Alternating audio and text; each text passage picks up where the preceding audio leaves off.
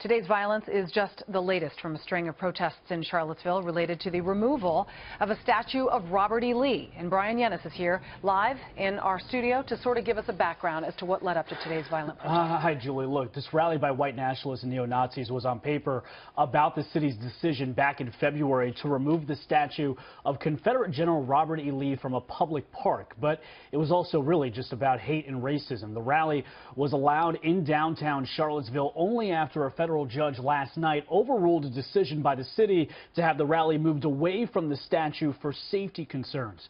The violence today was predated by three other major rallies there. Last night, torch-wielding white supremacists marched through the University of Virginia campus. In July, 50 members of a North Carolina-based KKK group traveled to Charlottesville for a rally where they were met by hundreds of counter-protesters. And in May, prominent white nationalist Richard Spencer also protested there. We've seen this nationwide, though. Since July 2015 in South Carolina, protests ignited over the Confederate flag after the murders of 9 members of a historically black church in Charleston. Then South Carolina Governor, now UN Ambassador Nikki Haley, signed a law removing the contentious flag from the state capitol, though the issue is now currently being debated in a congressional race in South Carolina.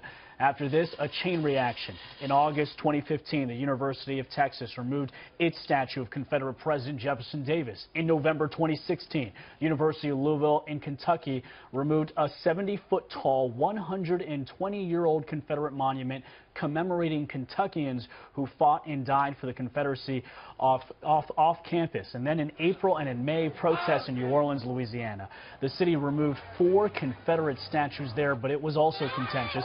The last of the statues was Robert E. Lee, removed to the sound of cheers. And there are an estimated 718 Confederate monuments and statues nationwide, an issue we will continue to watch, and it is also why everyone is really paying attention to the kind of language being used here, because we're going to see something like this again, unfortunately, and that is why everyone's paying attention to what the president has to say and what the message is. All right. Bryan Llenas, thank you very much. Of course.